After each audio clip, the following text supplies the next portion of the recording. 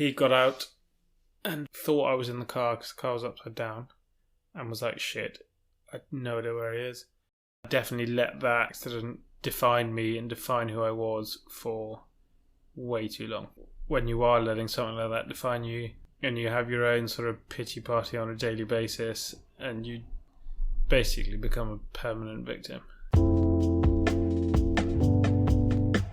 Older people tend to call it Kenya. And, I grew up always calling it Kenya. And I don't really, I suppose I don't really know where it came from. Okay, so let's talk about how you grew up. Yes. Born in Kenya, went to prep school in kindergarten and prep school there. Came over here for boarding school from sort of 12, 13. I then did my undergrad I then took a year out, classic. Then did my undergrad, which took 4 years at Durham, because I had a year out in the middle. And then did a master's at Cirencester in real estate. And then went to Bristol and worked for the first 5 years of my adult life. Great. Yeah. You've just skipped over your whole... Okay, so going back to Kenya. Yeah, going back to Kenya. How did you end up there? Because I heard in that other podcast thing you did, you talk about only getting a Kenyan passport recently. Yes. So I was born in Kenya. My folks met out there. I'm the eldest of three. My dad didn't have his Kenyan citizenship when I was born, but also more importantly, if you were Kenyan, you were not allowed to have dual citizenship at the point that I was born, and now they've changed that rule maybe 10 years ago. But naturally, my folks decided it was more beneficial for us to have a British passport rather than a Kenyan one. And were they both from here, from England originally? Yeah, both from UK. Dad went out. He went to South Africa on a cattle ship on his sort of gap year, did a couple of jobs up the coast, came back to UK to do some surveying exams, then took a job in Dar es Salaam, Tanzania, and then about 6 months later was offered a job in Nairobi setting up the office for the company that he worked for in Tanzania. What do you mean he went on a cattle ship? So he was at agricultural college, and he got a job with 20 herd of Hereford cattle, transporting them on a ship. So he was the foreman, basically, looking after the cows. Transporting them on a ship. Yeah. Transporting them from England. From England to South Africa, to Cape Town. Where they were them, or well, I guess they were sold for beef, perhaps, or maybe there were bulls and heifers in there, so some of them would have been sold to make little calves because they like veal. Yeah, that part of the story I never found out why the cows were going there, but I guess they were just transported there. And then what was his business in Nairobi? Yeah. So he did property, and then he was working for another property firm, and then after a few years set up on his own in Nairobi, and met Mum as he did a lot of scuba diving, and he was a scuba dive instructor, and he actually, as part of the Nairobi Dive Club, he taught Mum how to scuba dive. Cool. And that's how they met. And then Mum went out with... she took a 2-year posting with Coopers and Lieband, now PwC. And yeah, similar thing. Stayed ever since. And they both just loved living in Kenya. Yeah. Dad was definitely more sort of Kenyan than British. So he had to give up his British citizenship to become a Kenyan, whereas mum didn't, and that was sort of, I think she always wanted the security of England or UK, because you never know when something like Zimbabwe might happen in Kenya. Mm-hmm. And ultimately. Which refers to... Have I had one of them on the podcast? I have a few Zimbabwean friends. Actually, the girl who used to live here, and she... Somehow they managed to keep their land, so her family still has their farm. Yeah. But another friend I have, they were... Yeah, because it's basically, if you're not native, you can't keep the land. So my friend's farm, it was like people came with machetes, and it was like, you have to leave. Yeah, I think a lot of people got basically fundamentally kicked out and had to start new lives somewhere, which must have been pretty savage, actually. And I think Mum always thought there was a potential of that happening in Kenya. Probably less so now. She has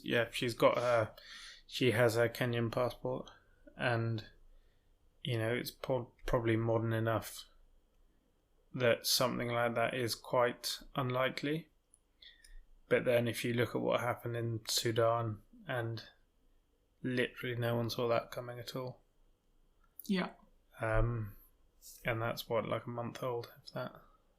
So that's the current situation, like two militia groups fighting against each other? Something like that. I don't know the full details. I just know that they're doing their best to evacuate sort of diplomats and citizens. Yeah. Of sort of, all countries who have citizens there. And because that's not far away from Kenya. No, not really. It sort of, if you look at Kenya, it's sort of in the top left if you're looking at it. If you're looking at the map. Yeah. And what do you think drew your parents to Kenya? Like, they just had a sense of adventure, or what did they love about it that made them stay? So Dad always loved his time in South Africa and always wanted to try to go back there. And took the job in Tanzania because it was the next best thing. And he took that job in Tanzania with the intention of then going to South Africa after. But actually, as it happens, he then found, he was moved up to Nairobi and absolutely loved Kenya. And I think for him, it was the freedom of Kenya and the lack of, the lack of sort of control on at times minor aspects of one's life. Like, he loved that you could go on safari basically anywhere in the country, and if you got yourself in some sort of, if you got yourself stuck or something, or you had a breakdown, that could well be you done. And I think he had a lot of, he liked to be self-sufficient, I think. And loved the lack of sort of overly officious controls on elements of his people's life. And it is a great place to raise kids. And with Mum, I think, I don't actually know the details, but I know she went out in theory on a 2-year posting, and I think then met Dad, and they then set up a life. Had me and my brother, and then my sister popped along a couple of years later. And what was growing up there like? I had a feeling you were going to ask me this. That's what the name of the podcast is. Yeah, but I mean, it was the only place I grew up, so I thought it was pretty amazing. I mean, you definitely, it's very active. You know, we were fortunate enough to grow up with quite a nice big garden. You were in Nairobi? Yeah, just on the outskirts of Nairobi. And yeah, you coming home and the weather's beautiful, you're playing sport, doing whatever. And just being active. You know, we had horses, which I didn't really ride, but my brother and sister and mum did. I did occasionally.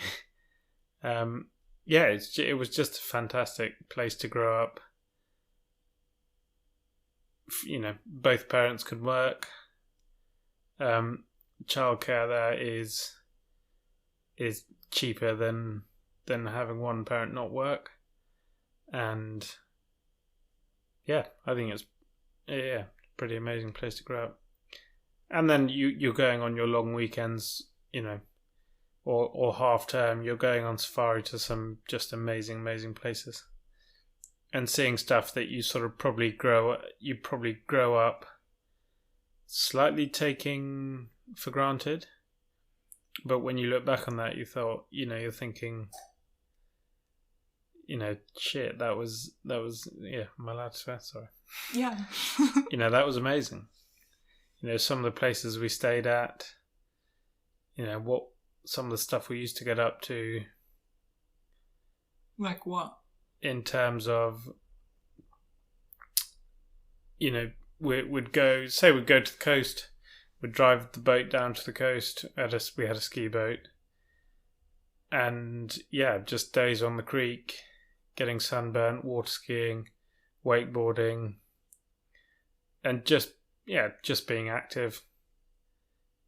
And I think my folks used to run a lot, as did my brother and sister. I was less keen growing up. I didn't really used to run, and I used to always, probably because I was a bit tubby as a kid, I used to always find an excuse why I shouldn't run.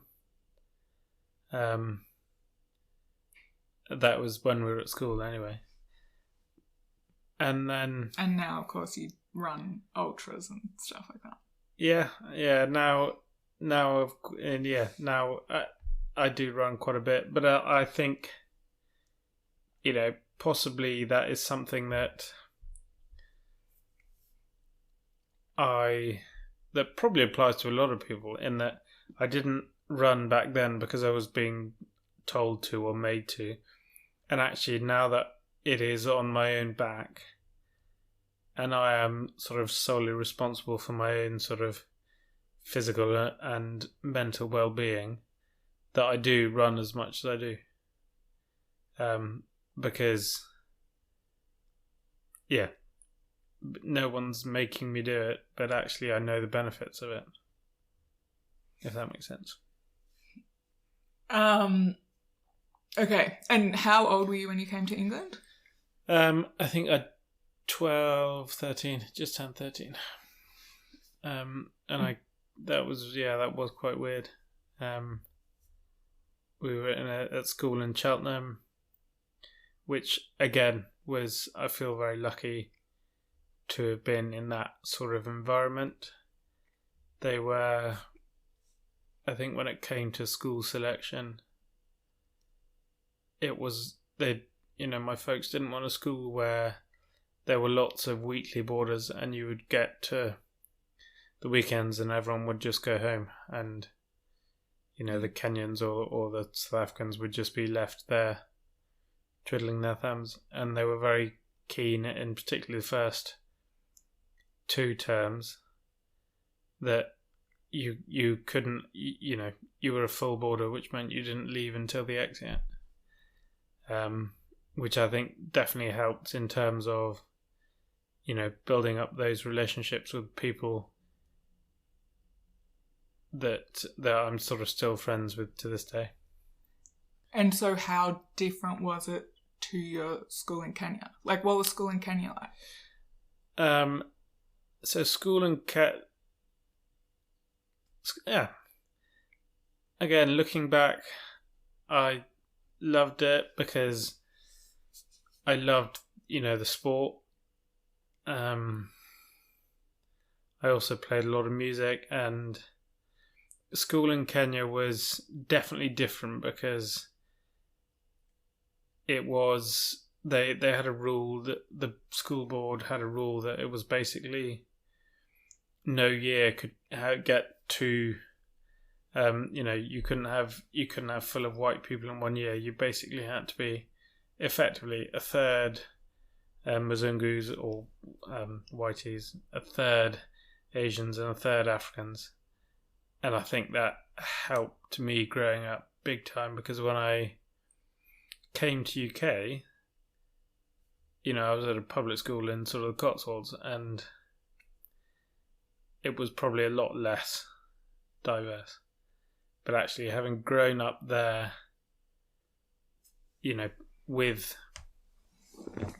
having grown up there and being exposed to that, you see things from a different perspective. Mm-hmm. Public school, by the way, for the audience, means a posh English school that you pay fee-paying school. Because Americans and now Australians say like public when they mean a state school, and I'm like, it's so confusing. Okay, so was your school in Kenya like an expat school? It wasn't international school, so they did, I think from memory there were 6 or I would say less than 10 other sort of international schools that we used to play on the school circuit, and you would sort of get to know those people from those schools, and you would also, because ultimately when it came to their next education, a lot of them came to UK for school, and so you'd have a much bigger sort of friendship base back home than I think possibly some of my mates did at school. So is the expat or like international community like quite separate in Nairobi, or it's like a bubble where because the Zimbabweans I know, it seems like everyone kind of knows each other. Yeah, you sort of do. The Kenyan society is very very sort of, and by Kenyan society I mean predominantly Mzungus. They tend to be quite parochial, quite sort of tribal, so you maybe would be less friendly and less to a and this time period is sort of, you're probably talking from 18 onwards, whereas at school it was all at school and after school when we go back in the holidays, it was all just you're mates with everyone, and everyone's friendly to each other, and you're all going through that shared sense of, you go away from home for 2 months, it's cold, it's raining, and then you come back.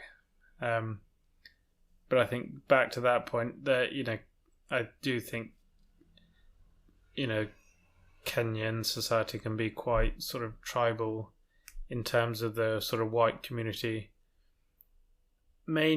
partially possibly because they're not going to make an effort with someone they know is going to be there for only a year or 2 years, but then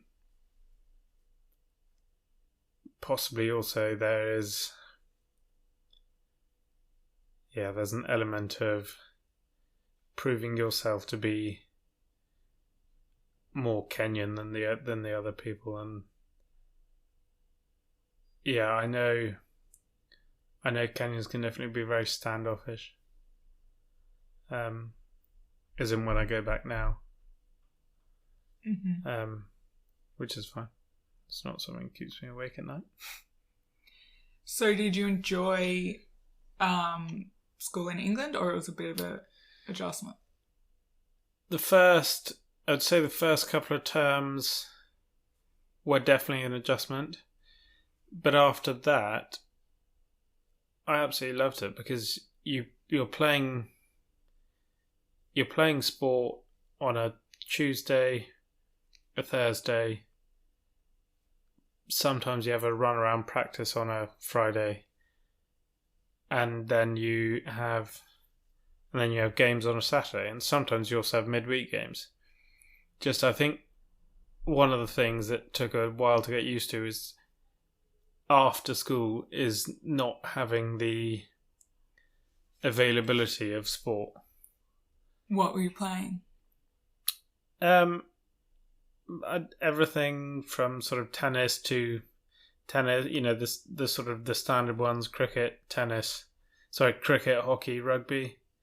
Hockey was probably the one I excelled at most at school, and which is why I chose Durham, because they had a really good hockey team and good facilities, and that was behind my choice.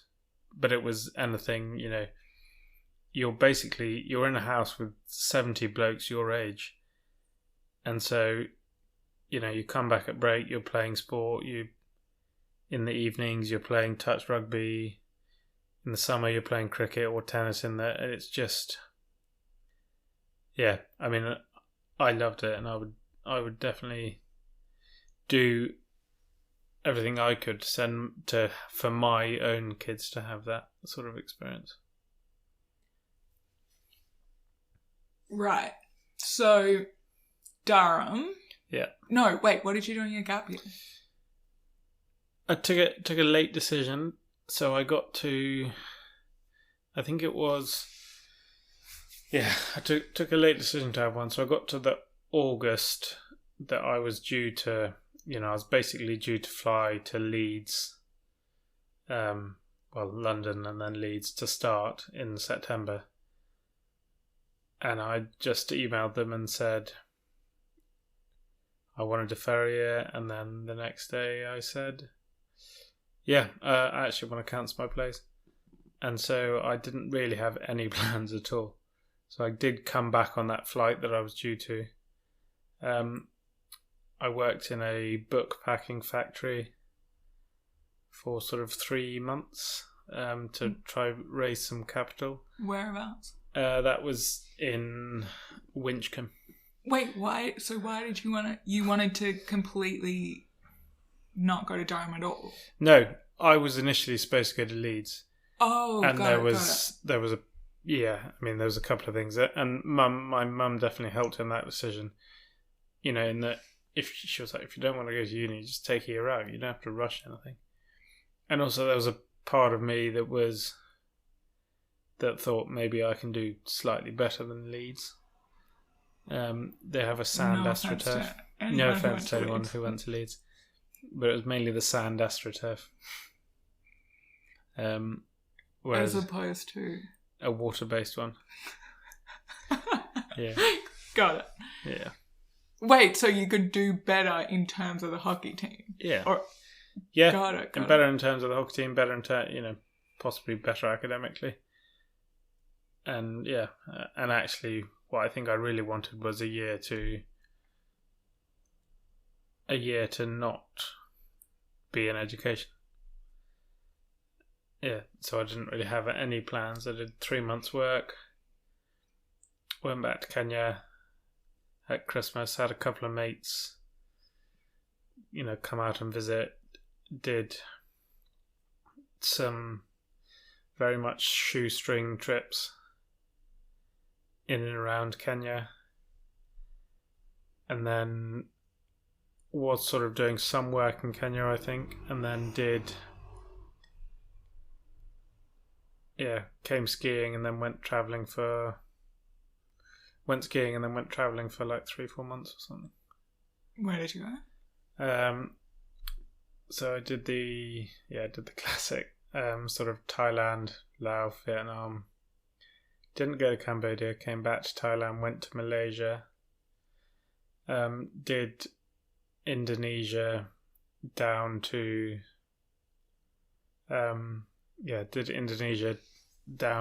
Bali,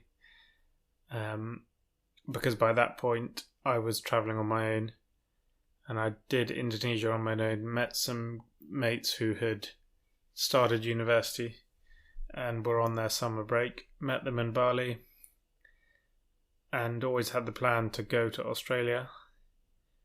Went to Australia, probably 15, 20 kilos overweight, tanned, very relaxed, arrived in Perth at, 1 a.m. and it was in June or July and it was about 2 degrees. And I was so confused because I'd just been in Asia for 3 months or whatever, island hopping,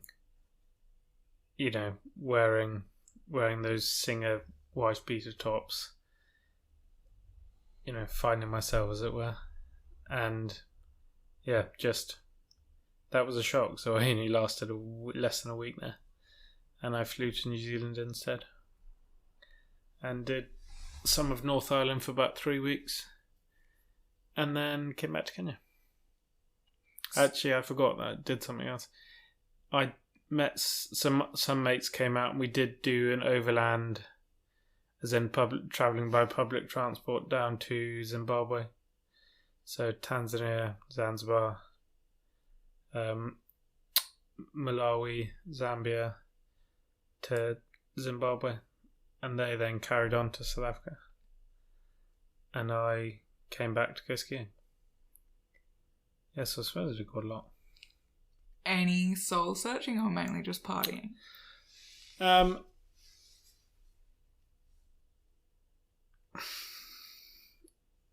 mean, you're so young at that point. It's like, yeah, exactly. And I don't think you can do any. I don't think you can do any soul searching really if you're 20, 21. You don't really know who you are. I think your identity at that age, when I look back on it, I was definitely a little bit wilder than I am now. But yeah, I was probably the sort of person that if you met, you'd be like, oh God, guy's a bit of a dick. Because I was quite loud and arrogant and brash. Arrogant in what? Did you think you were really good, or it was like insecurity? No, I was I was just very confident, and yeah, I guess it's the main thing, confident and wild, and I suppose at times didn't ever like when sort of there was an element of rebelling against authority to a certain extent, when in reality I wasn't really at all. I just had really long hair, a pretty good tan, and really did quite like having shots and beers. So like standard posh person goes on a gap year stuff. Yeah, exactly. Very long blonde hair. Okay, so then you end up getting into Durham and going there. It took me about a year to got into Durham. That was all good. I guess it maybe took me a year to find my feet as a student. Like a lot of people, I wasn't particularly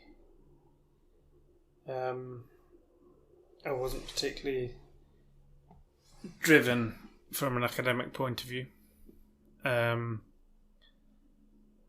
What were you focused on? You just wanted to play hockey and... Yeah, play hockey and also have a great social life. So, be the life and soul of the party. And also play hockey. And then, so first year went by in a flash. I had to come back for a retake, which I did on my birthday. What were you studying? I did biology. So I had that retake on my birthday, and then after first year worked. that was a good memory. Worked on an apple and hop farm in Kent. Living in a tiny caravan that was just one of those old caravans that you see in farmyards. Where did these random job ideas come from? Did your parents kind of instill this in you or were you just motivated to make money for yourself? Or no, I don't think my parents did instill. Well, they were probably more the driving force behind a lot of that, because it got to my birthday or whatever, and they were like, right, well, you're not coming back out. Term doesn't start for another six weeks. You need to go and get a job. And one of my dad's mates from Siren was a farmer in Kent, and he took me in I worked with a lot of Czech and Polish people on an apple and hop farm as a fruit picker. Did you like it? It was good fun. It was hard work. I was sort of a mixture of picking the fruit and also driving the tractor. I think I probably preferred driving the tractor because that was my first experience of commission-based work. I think we used to get £8 for a full box of apples, and these boxes they're wooden crates, and if one is full, you need a tractor to lift it up. So that was my first introduction into, working, killing what you eat, as it were, and working hard and seeing the results of it. I don't think I did work probably that hard.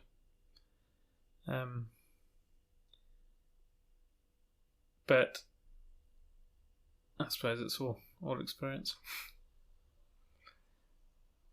Okay, so then second year. So that's in the summer between first and second year? Yeah, so that's summer between first and second year. Second year comes around, I sort of know I need to get... I knew I needed to get start cracking down more with work. As it happens, I had quite a good first term in hockey, and I was pushing for the first team. And then one night on a Thursday night, we used to train 8 till 10 in Durham, and I think it was either December or January. One late night training session, I was sprinting for a ball and tore my hamstring. So that was that, and I think I possibly went a little bit. I didn't realise it at the time, but I do now, in terms of how I react to certain things. I probably started drinking quite a bit more, and as a result of not being able to run and stuff, because I think I had 2 months off maybe, so I missed a lot of hockey. Because then when I came back, I developed, I think I may have developed compartment syndrome or something in my calves. So I missed a lot of that season. And then it came to the summer, and hamstring was all good. I was still a little, looking back on it, I was still quite wild. I remember a couple of weeks, we're in about July, which is a couple of weeks before my car accident. I was on the side of a car while the car was driving at speed in a field, and was sort of thrown off through a thorn bush. And back then you just get up and dust yourself off. But actually, looking back on it, you think that was probably a little bit silly. What do you mean you're on the side of the car? Hanging onto the side of the car. So, not in the car, but hanging onto onto the roof racks or something? Yeah. Where was the field? This was near Naivasha, which is near where we live now. In Kenya? Yeah. Okay, so this is when you're gone home? Yeah. For the summer? Yeah, so I then went back home for the summer. We then went to the coast. Like we always used to go to Otamu in August. Your family? Yeah. And we'd usually rent a house there with another family. It was a nice, quite basic 5-bed cottage, well, bungalow, but it was like 30 metres from the beach. Anyway, we had driven down, and I think it was the first night or the second night was when I had my... Yeah, that was when I had my car accident. And then from there, my life definitely changed quite a bit. What happened in the accident? So essentially, it had rained earlier in the day, and I was going too fast. I got to the end of the tarmac, and where it had rained, it was about 2.5 foot lower than, because it was onto sand and coral. It was about 2.5 foot lower than the tarmac. So I went over the edge. Over the edge of that, lost control. I was fortunate or unfortunate. I think fortunate that I was knocked out pretty soon after. I think pretty much straight away I was knocked out because I only broke one bone because I was then thrown out the car as it rolled quite a few. I mean, it rolled quite a few times. I wouldn't know how many, I'm afraid. But yeah, and then was it just you in the car? Yeah. Where are you going? I was going to the end of basically going down the tarmac to the end of the tarmac. To the beach? No, what's at the end of the tarmac? I think we were going to a friend's house or something. Oh, as in the road? Yeah. It's a road. It's a metal road that goes parallel to the tarmac. Parallel to the beach, sorry. And it's like from that road you access the beach. Okay. Yeah. And you were just meeting people somewhere? Yeah. And there was no one else? Yeah, but I mean, yeah, there was someone behind me. To be honest, I was actually racing someone, which is probably why I was going too fast. Anyway, he was then behind me, and he got out and tried to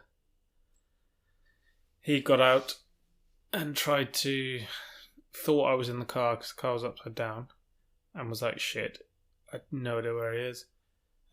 Which I imagine would have been pretty traumatic for a 20-year-old to have watched that and then not be able to find his mate that was in the car.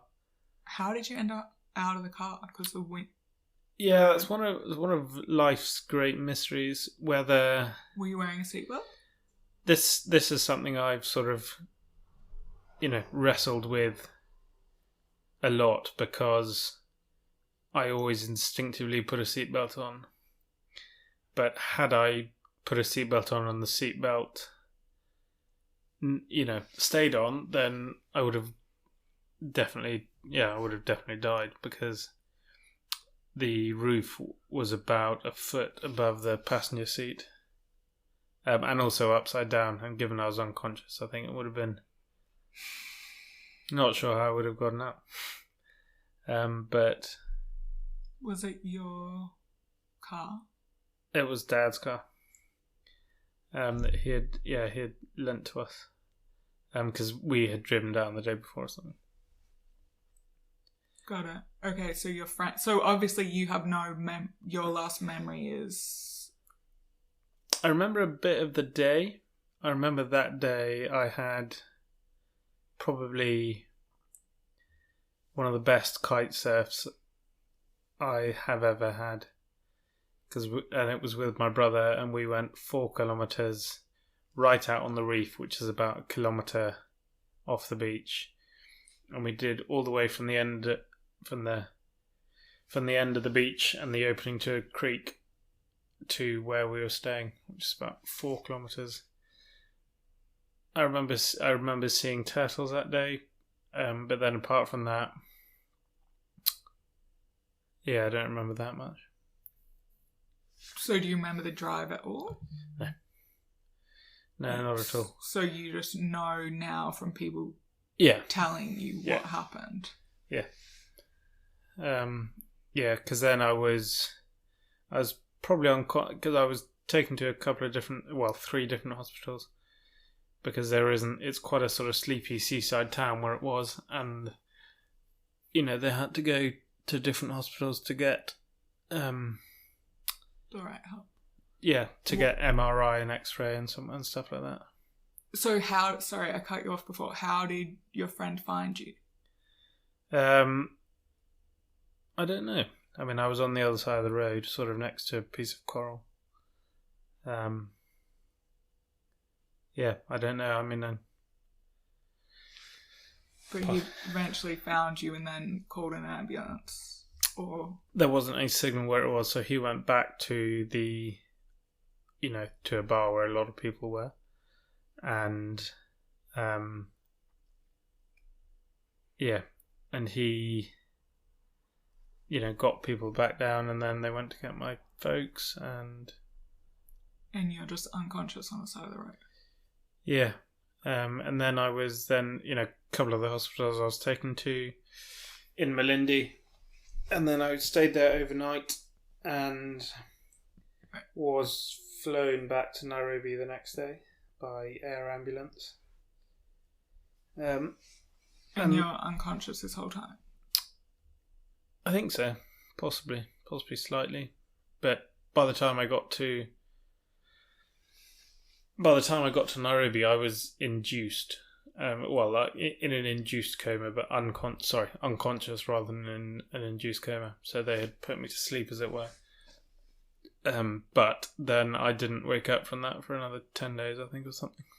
So what's your next memory like from seeing the turtles or to then? I remember being in hospital. I had a boot on my foot. Because I did break one bone in my foot, but I remember, I used to be a bit of a nightmare. I remember I used to always take my drips out, and so I do remember doing that. Why? I don't really know. I think you become quite infantile when you're sort of reduced to a sort of a brain injury wreck, as it were. Maybe there was an instinct to try and get out, but yeah. I do remember I used to take my things out a lot. Yeah, and then I was there for about 3 weeks maybe. Came over and then flown over as a stretcher case on KLM, which means you're lying on a stretcher on the sort of over the seats, and then went to the John Radcliffe in Oxford, because part of when I was thrown out the car, I had a sort of wound. I think I'd landed on a stick or a branch, and I had quite a severe laceration to the top of my leg, which they thought maybe would be could lead to a bone infection. So I went to the John Radcliffe, to a specialist unit there, and then they decided after maybe 2 weeks, not that I remember, that actually the real importance was treating the main head injury. So I went to a specialist centre in Frenchay, in Bristol. So at that point, could you, how was the brain injury affecting you at that point? Oh, by that point I was pretty, what's the word? I was like mush, basically. I couldn't really talk. I couldn't throw. I definitely couldn't walk. I think by that point I was no longer on a feeding tube. I can't have been on a feeding tube by the time I went to Oxford, but I wasn't really. I don't think I was independently using the loo. I think I needed to have help with that. And I think by that point, so I graded my Zimmer frame every time. Well, I just happened to be at the hospital. And then in Nairobi, I had one of those very old ones, because I would have to walk, say, from the bed to the door or something. And I had one of those very old granny ones that have no wheels. And then in Frenchay, I had one that had very small wheels. And then in Bristol, I had one of those granny ones that have basically like 4x4. Nice big wheels. Yeah. And did anyone come with you back to England? Mum did. Dad had to work. But Mum was amazing, and I think that must have been pretty hard for her, because she basically worked remotely for effectively up to 3 months. Back at a time when working remotely was not really a thing. And what was their reaction? Like, were they pissed off? I'm just imagining if it was my mum would probably be very pissed off at me. Or was it just like they were just so grateful that you were still alive? I think they were both very shocked about how that had actually happened and what had actually happened. And then I don't think you needed to be very creative with your mind, that when you saw me you would need to, as in, I think it was pretty obvious how serious it was when anyone visited me. But I think they were probably in shock. And what about the friend? Again, we were sort of 20, 21. I think he visited me in hospital once. Possibly. But I don't think he ever said anything to Dad, which I think sort of Dad found quite odd. Yeah, this is what happened, or, Do you think he was just feeling so guilty about it? Maybe a little bit, but I think actually he's, 20, 21. You have no idea what to do in that situation. You have no idea what the right thing is. And even if you have an inclination, you're possibly unlikely to do it because it's easier not to. And having that sort of bombshell moment occur to your, watching it occur, I think, So, I definitely don't, blame him or anything for not saying anything to Dad. But my dad was probably quite old-fashioned and sort of felt that was the right thing to do. But equally, if I was in his position, I don't know what the hell I would have done. Did you talk to him? Have you talked to him about it? We sort of drifted a little bit after that. Naturally, I think by virtue of growing up, leaving school, not coming home every holiday. And then obviously, because I then had a year out for my rehab. And by the time I got back to Durham, they were, all that crowd, a lot of those crowd were in my year at sort of Newcastle, Leeds, that sort of thing. So you'd possibly see them every now and again. But they were obviously all gone by then. So you sort of, I think possibly, you drift apart a bit. Mm. So what was the recovery like? I think frustrating. Sorry, so you had to leave. You came to England to get better care, is that right? Yeah. There are specialist brain injury units, and that was sort of the advice. That was definitely the advice that I think all the sort of surgeons were saying back in Kenya. And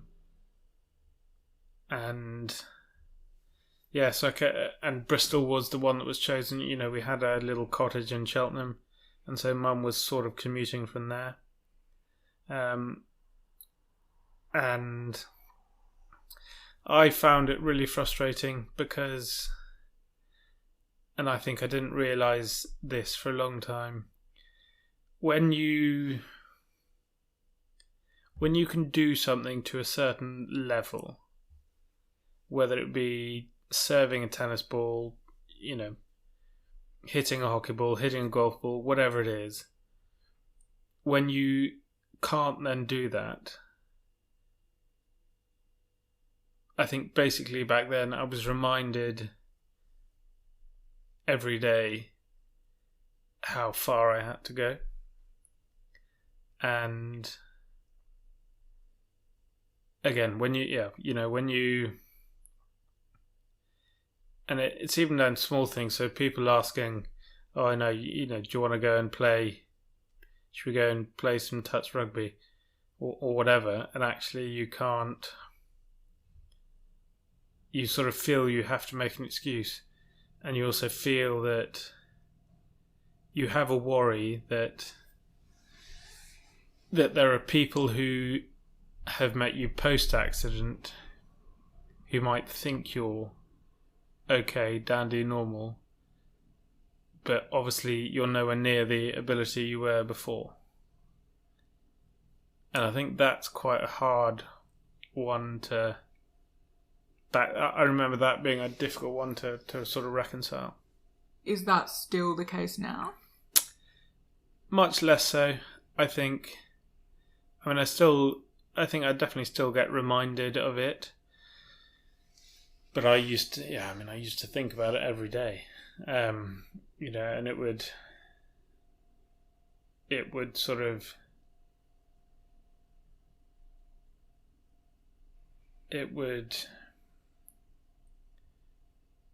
And I think probably also, because I wasn't really being that active back then, it possibly also led to a lot of, low mood, because you get stuck in your own mind. You're thinking, shit, what the fuck have I done? I can't serve, I can't throw, I can't. Then you worry that people are going to think I'm mal-coordinated, and you think actually maybe just better to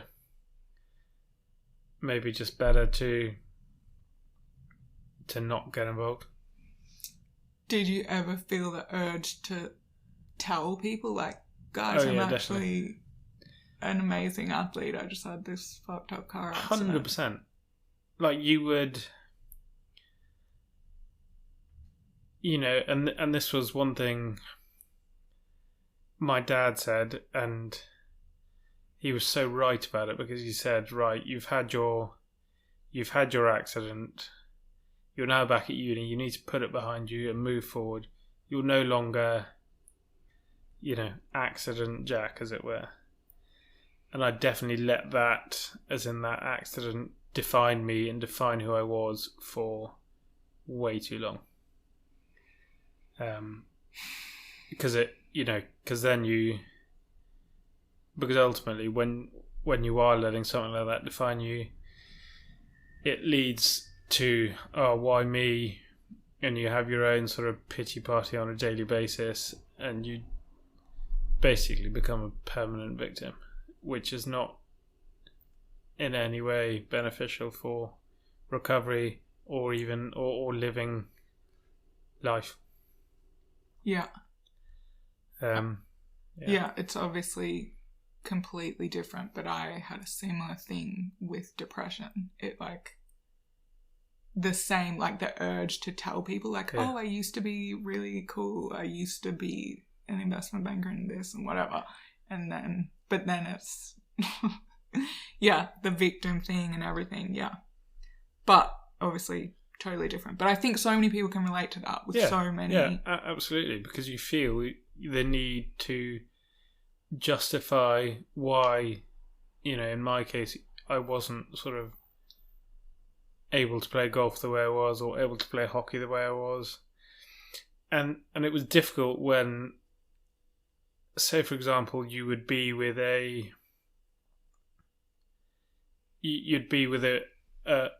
group that was a mix of, say, people from school, their mates from uni, you're playing a sort of cricket game or something, and the people from school remember you as someone who could play cricket, and yet the mates from uni, they don't know you from Adam, and you clearly can't really play, and that's a big one to sort of get your head around.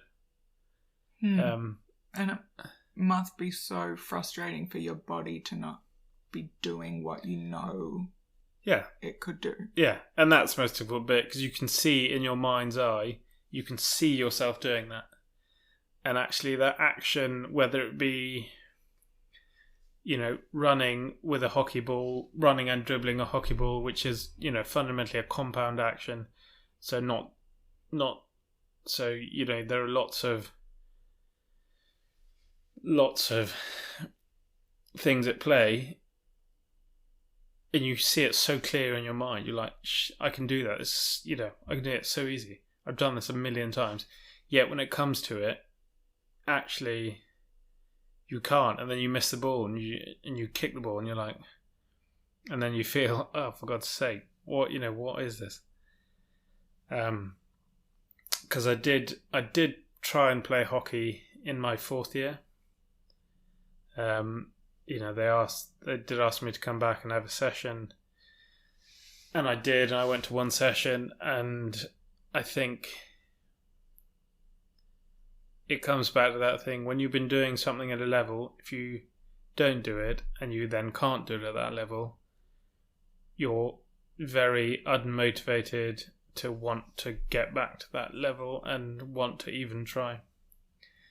And I think particularly when one is feeling sorry for oneself already, like you're a victim, like you feel you have to explain what happened and explain how it's impacted you, you're not, you don't have that sort of drive and determination to sort of say, you know what, I'm going to give this a real crack.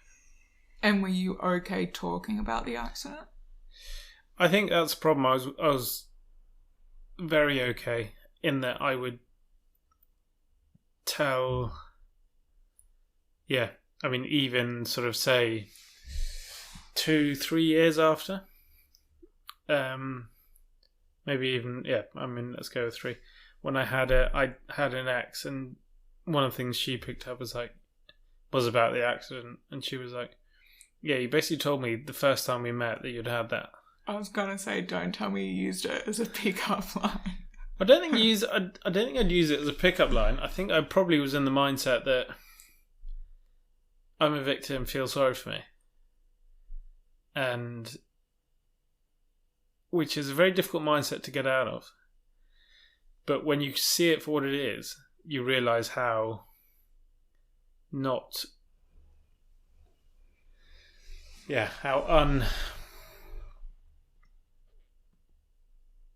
non sort of cogent with living a happy and ultimately successful, whatever you define that as, living a happy life. If you're always saying, if you're always thinking, oh, but I could have been this and that, but then I had my accident, and then you remember, oh, actually, the accident was my own fault. I'm lucky in a way. I think I'm very lucky in a way. A, that I survived, but B, that it was bad enough that it altered my behaviour. Because I think had I just walked away with a scratch, I probably would have had a similar accident where I wouldn't have been so lucky. And that, that's the way I look at it now. Actually, you were very lucky. Because also you learn, you definitely learn a lot about yourself in terms of, resilience, and actually, well, I can do that because there was I sitting as a 21-year-old in bed, not being able to walk, not really being able to talk, not being able to write. And then, it sort of, pushes you out of your comfort zone, which it sort of has to. Yeah, so going back to that point, how long was that recovery from the point where you couldn't, independent? I'd say over a year, about 11 months. So it was about 3 weeks in Nairobi, 2 weeks perhaps in the John Radcliffe, and then 3 months in the brain injury place in Frenchy. And then I came out of that and I did outpatient, like 1 or 2 sessions a week in speech and language, physio and occupational therapy. I did that for about 6 months. And where were you living then? So I then went back to Kenya and tried to, after a while I sort of had a bit of a debrief, as it were, not doing much, and then I decided to I think I was encouraged to do some work experience. They were like, well, because I sort of thought all of my mates are doing, because I was with, the guys I was living with were relatively, successful guys in that they would, they were head down doing internships in the summer with your big financial institutions. The Durham guys. Yeah. And then I sort of thought, right,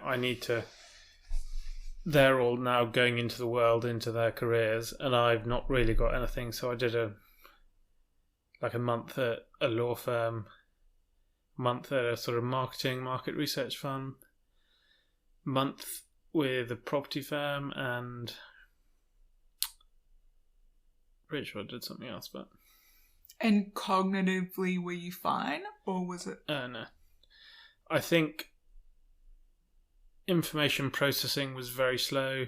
The one that was in the lowest percentile was my visual spatial, and that manifested in the way that if I had a wallet or something, and this continued for a long time, if I had, say, a wallet on a table or my wallet on my phone, and it was in my eye line but just out of it,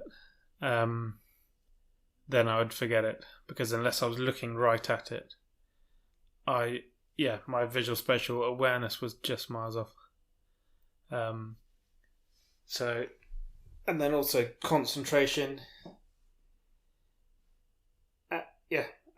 As I said earlier, hindsight is wonderful, but the best thing to do would have been to split the year into 2 and do it in 2 halves, because there's no way I was ready to go back to Durham. I possibly could have gone back to school if that had happened at school, gone back to A level, but you're going back to your final year in a science course at a very good university, after having a year of doing nothing to do with the course.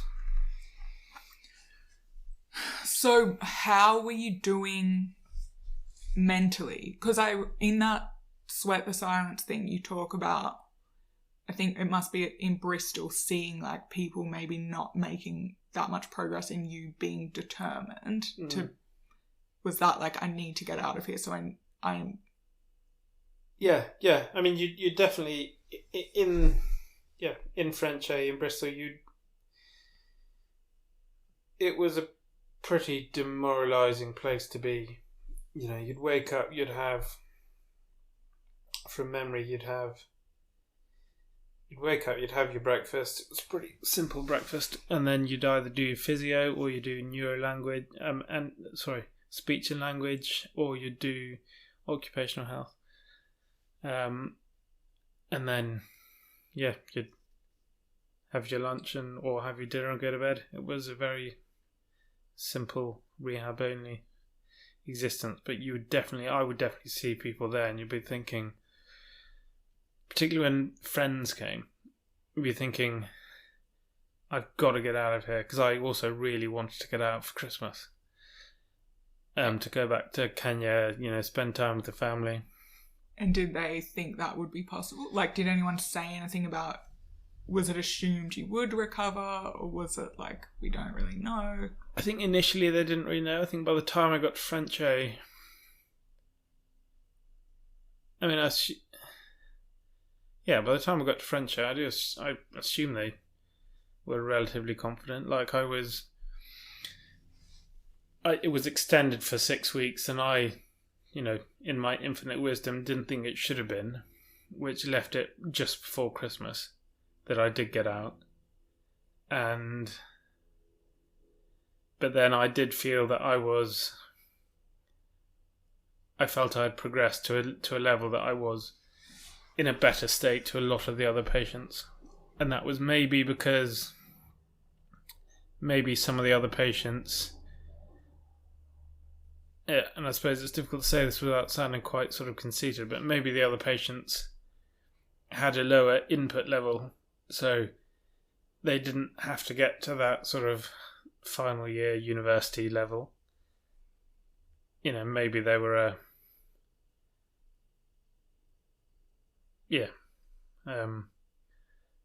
perhaps it was like a sort of 40-year-old plumber from somewhere, but actually he doesn't need to get back to a level where he needs to learn new things. Not there's anything wrong with plumbing.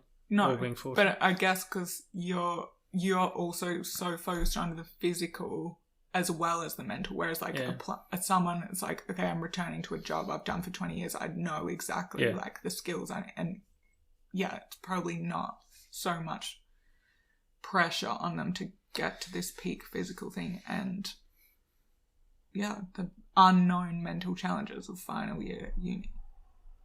Yeah, and it was definitely because I also, when I went back, I had problems with my vision. I had obviously the quite serious attention deficit, and I'm surprised, to be honest. I was just so desperate to get back, because I think if I did it again, I would go back, but do it in 2 years, but also not really drink. Because I remember I went back and I was so keen to live this year that I'd missed. That I was possibly I was going out a bit too much, and as a result, that could well have delayed my recovery a bit. Yeah. And how were you? What was your mental state like at this point? Have I got time to nip to the loo? Yeah, go for it.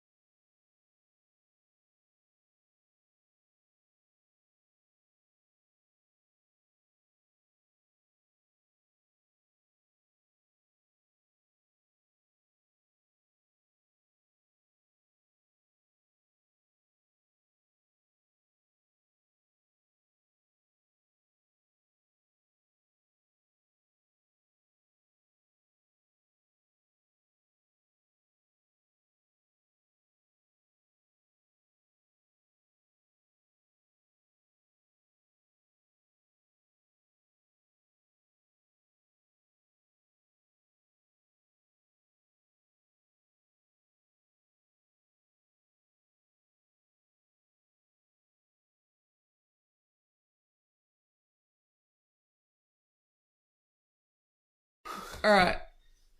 Loo break. Ready to keep going? Yes. So, we're talking about how you're doing mentally. Yes. Like, what was it from the initial, when you regained consciousness and everything? I guess it would have just been so much focus on getting better, but was there any, like, you know, frustration directed towards yourself? Like, what have you done? Why have you got yourself into this? I think no. Well, yes, there was. And I think at the time, given my quite basic cognitive understanding of certain things like mental health, and I did do a lot of reading, sort of about brain injury, about that sort of stuff. But when I look back on it, I think I probably assumed I knew a lot, but also assumed it didn't, at times, didn't apply to me. Like I remember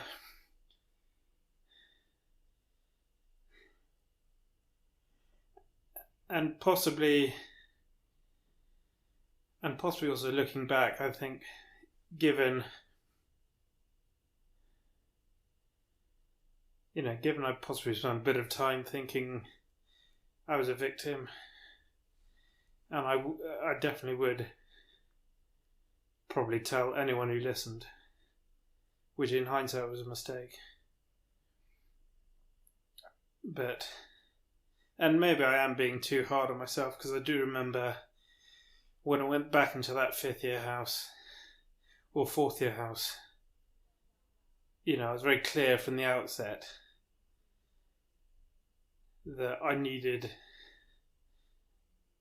the importance of sleep, and I was very clear from the outset that I needed a room at the back because of how important sleep still was to me.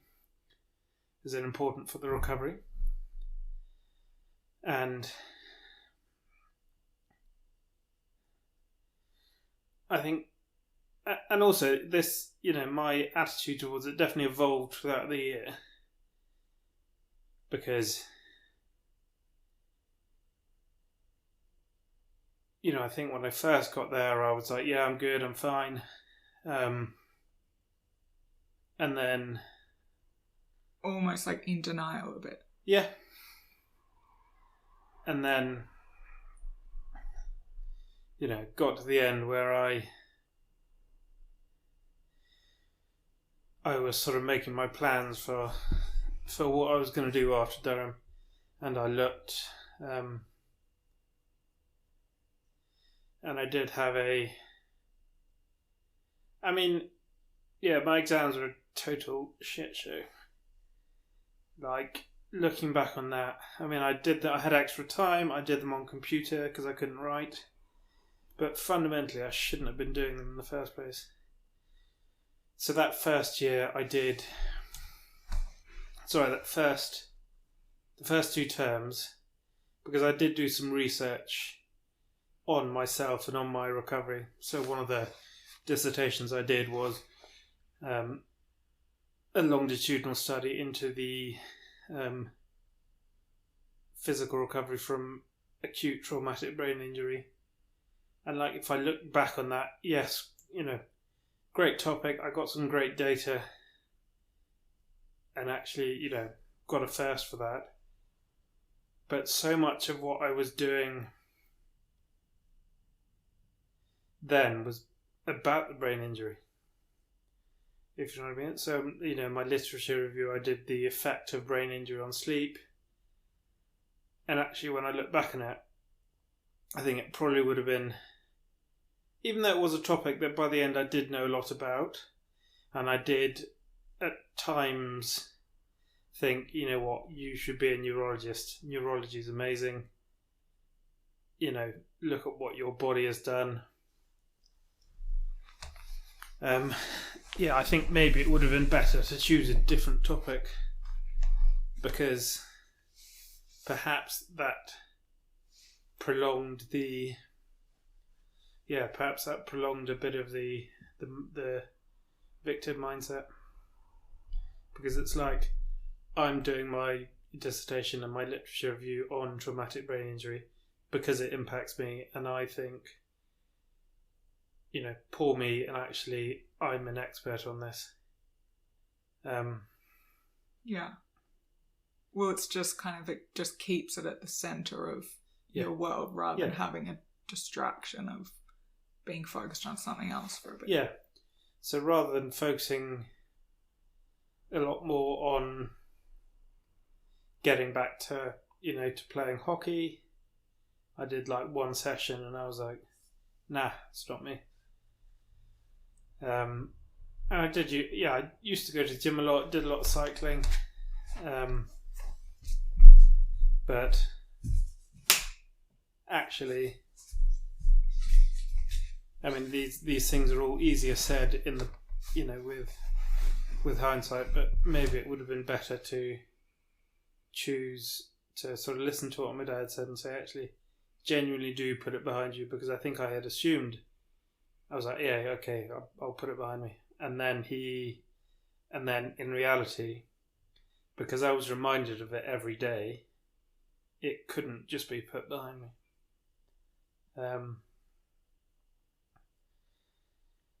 So I think mentally I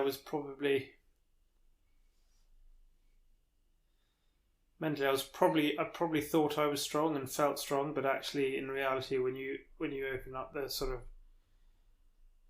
the bonnet, in reality I was probably a lot more fragile and insecure than I would admit back then, and that definitely came out in sort of negative behaviour towards girls in relationships, which was definitely a failure of mine, because I wasn't strong enough to be like, actually you shouldn't be in this relationship. I sort of at the time felt I needed company, needed someone to make me happy.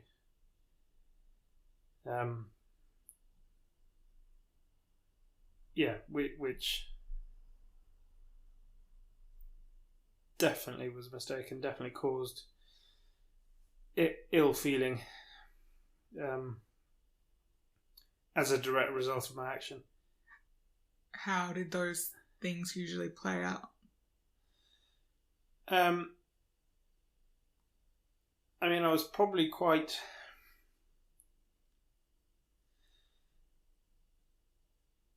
I was quite charming back then. And maybe... And as a result, I possibly didn't struggle to...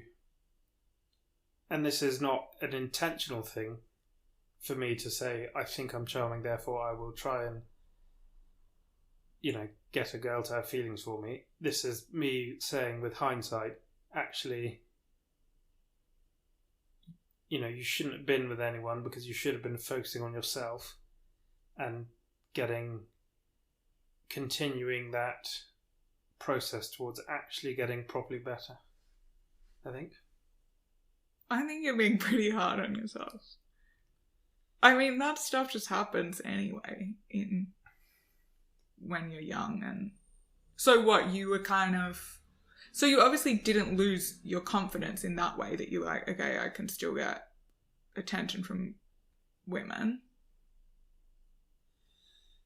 No, I don't think I did. I mean, I definitely lost a bit of...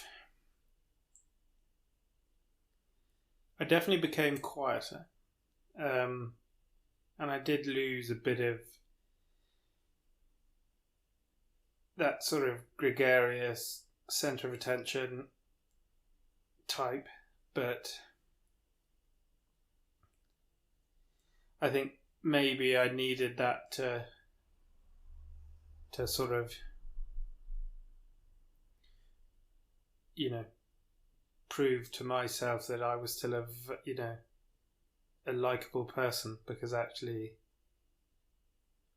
what happened nearly destroyed, certainly 4 people's lives, maybe 5, if you include the mate, and maybe even others. Who are those people? If I talk about my family, the guy who was there, my best mates at the time, and there's 2 people in particular who were really, really good in hospital. I think that sort of thing is when you really see who, you really see who's got it and who's actually got your best interests at heart, and who isn't just there because they think they should. My mum always says about 2 people in particular who are really, really good in hospital, and I'm still mates with both of them now. And plus obviously I think my girlfriend at the time had a bit of a tricky time of it, but because we then broke up after that year of rehab.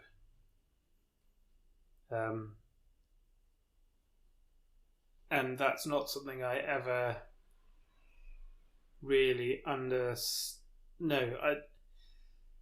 I could never. I know what it feels like for me to completely lose all my ability. I don't know what it feels like to see someone you love go from a normal speaking person to, lying in a bed with tubes popping out, not really able to speak, not really able to throw a ball, looking a little bit. I also had slight paralysis on one side of my face, so I couldn't really smile on one side. And that must have been quite tricky, to be honest. And then if we sort of move forward, you use all of that to really remind yourself that actually, I can do a lot more than I thought possible, because I've been in that position that a lot of my friends will never be in, and that position of having everything you take physically and mentally for granted literally erased at the snap of someone's fingers. And so I sort of thought,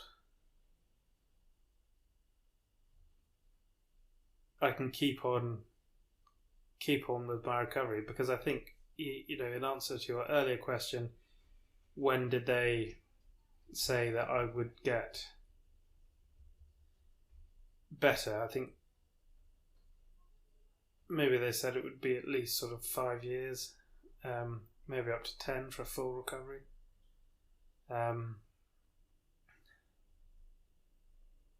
And I still want to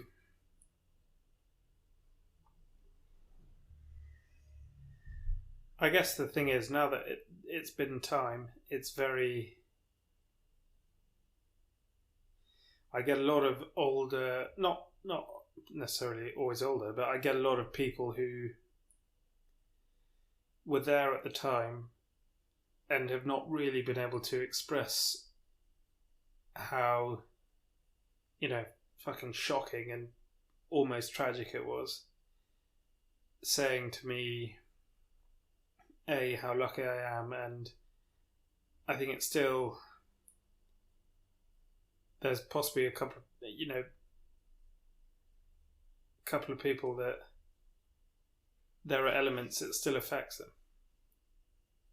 If not on a day-to-day basis, but actually when I think of actually what happened, and actually, that process of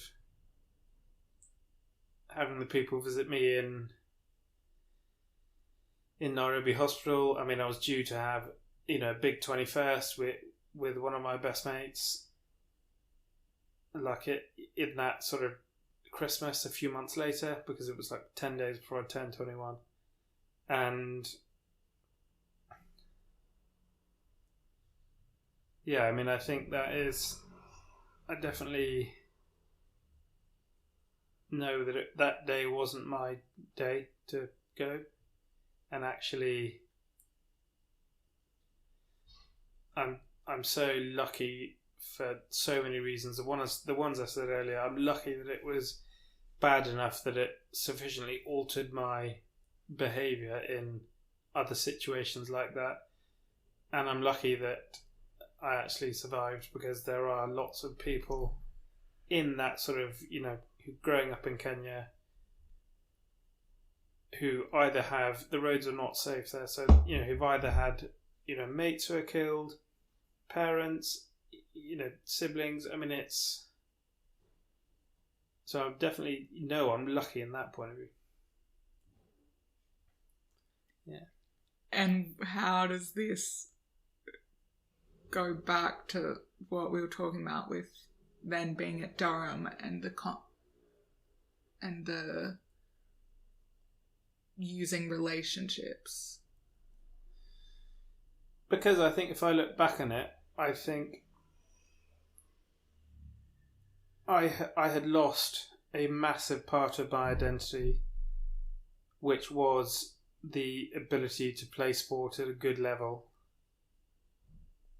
a level above most other people, and a distinctly above average. And so maybe I had to, maybe I needed something to fill that gap. And also I had, at the start of term, had just broken up with a girlfriend I'd had for about 3 years. And was she from Kenya? Yeah. And yeah, I mean, to be honest, at that age, 21, you don't really get good advice from your university mates on what to do and how to do it. So, but equally, I need to take responsibility for that as well. So it was like an ego thing, is your point? Yeah. Yeah, but that's like so many men go, like, you're being pretty hard on yourself. Because like so many people do that anyway, and not to do with losing their confidence from an accident. Yeah, but I would say in a lot of cases, perhaps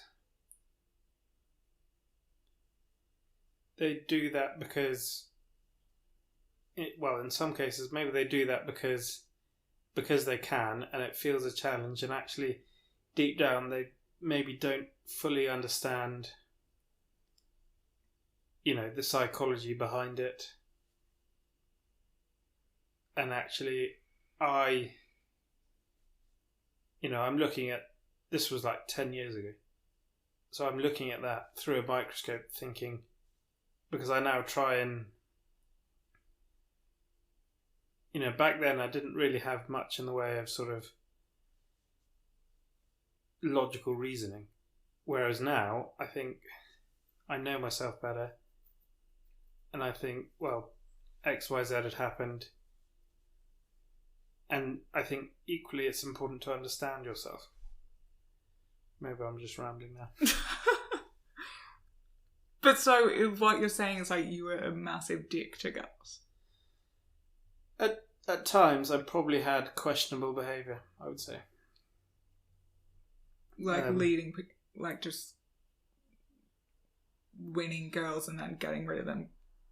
Yeah. And hurting people's feelings. Yeah. And then, assuming it didn't matter because we were sort of at university or whatever. And then and actually needing that for my own validation, because I'd lost that part of my that part of myself that was able to play sport. And did it give you validation, or you still felt lonely or insecure? Or I think probably not. I think I was probably deeply insecure for a long time. I read. I think after my accident, I think if you're very shy, which I always was growing up, I think you have two places you can hide, and one is at the back of the pack and hope that no one notices you, and the other is at the front and assume that because people see you out there that that doesn't apply to you. So I think whereas previously I would be shy from the front, I could no longer do that. So maybe I went a bit sort of to the back. I'm really... Okay. So this was all 10 years ago? This was about 10. This was in 2011, I think. So 12 years ago now.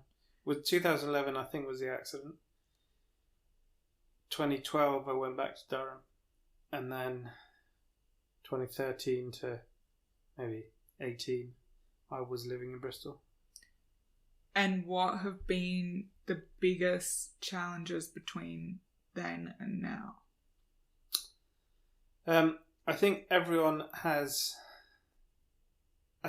growing up has two sorts of realizations and sort of points in their life that they can see as quite key. And one is when one of their parents passes away, or a sibling, and the impact of that is your bubble of assuming that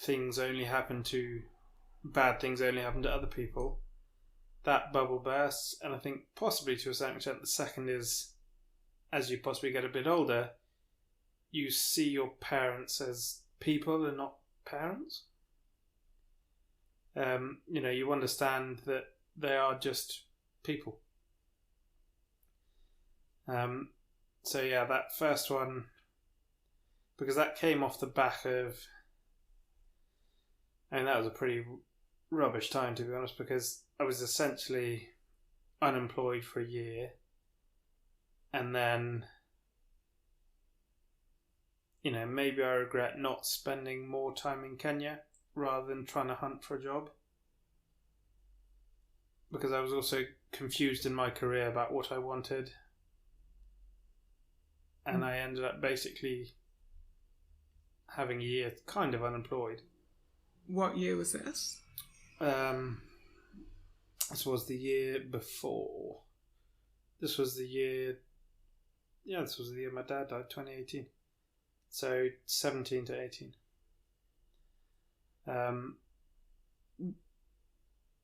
And then on top of that, Dad's situation came round quicker than I think anyone realised. From getting the call in that pub in Bristol on a Friday to spending the last days with him at the hospice was 2 and a bit weeks. And I think that was also having to do that while being, not having to, that makes it sound like I'm a victim again. I felt I was in a bad place because I was unemployed at the time, which when you're unemployed for like a year really does grind you down. Then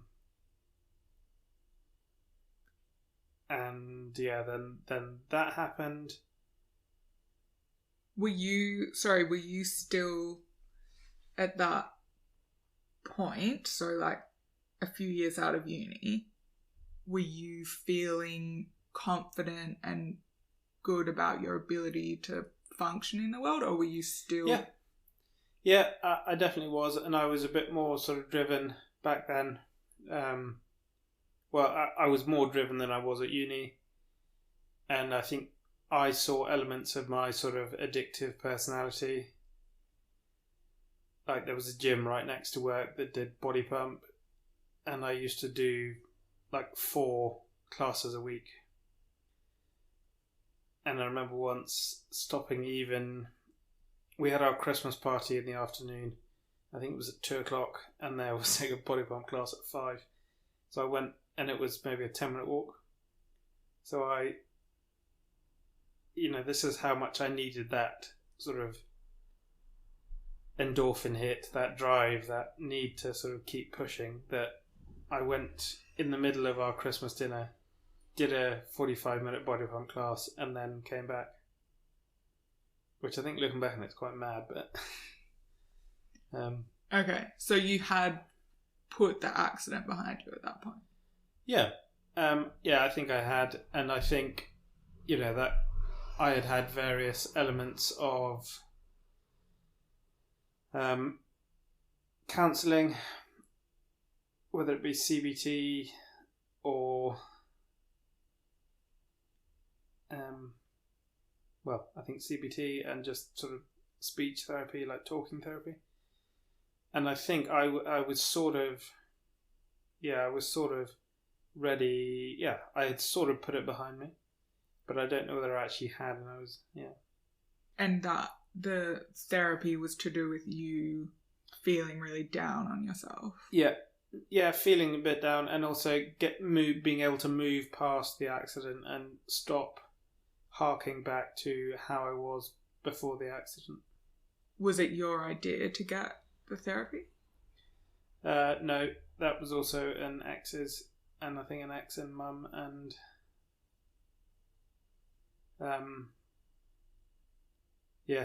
But you were receptive to it? Yeah, definitely. And I thought it was good. And I thought...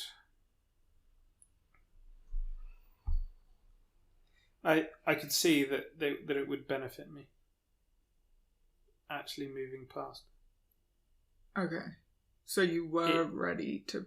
You just didn't really know how. Yeah. And then... Yeah, I think so. And then, by that point,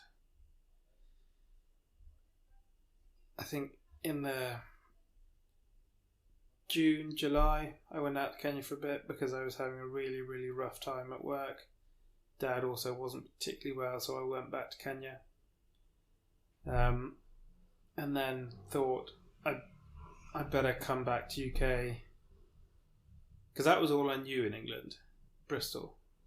I lived in one 5-bed house, with 4 other very nice housemates, and that was all I knew. And so I thought I better, I'm going to go back to Bristol and I'm going to get a job. And I had a lot of, probably not as many as I could have, but it's an exhausting process applying for a new role. I was doing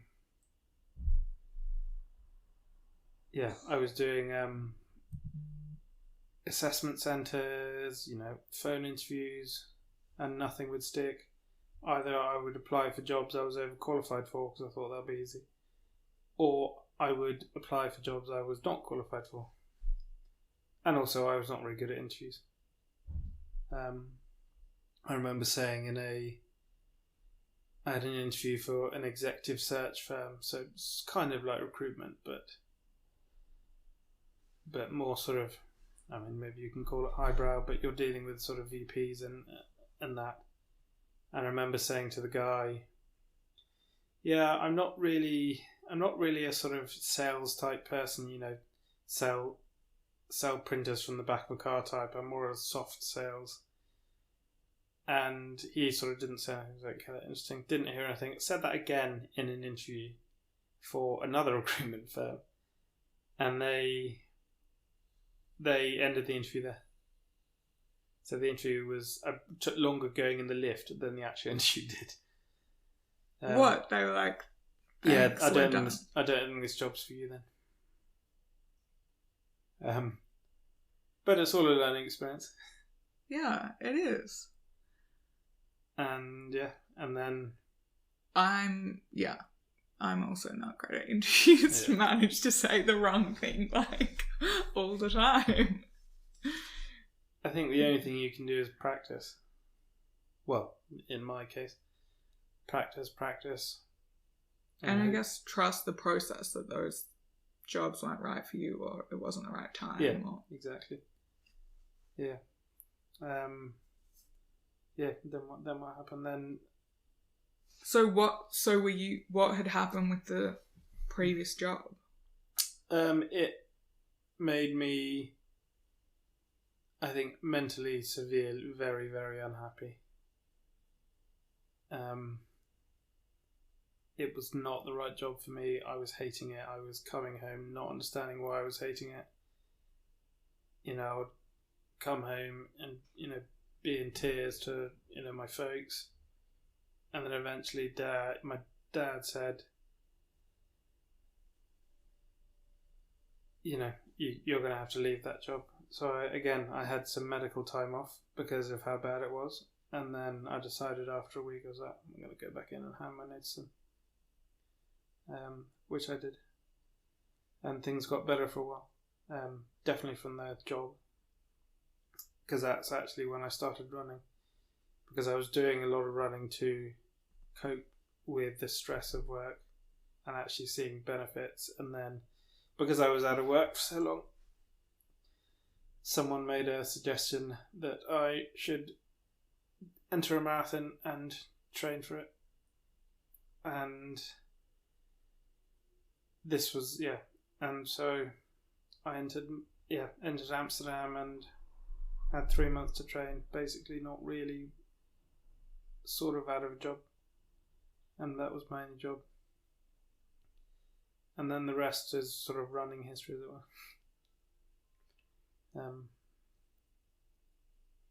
So I then did get a job, maybe in I think a couple of weeks after Dad passed.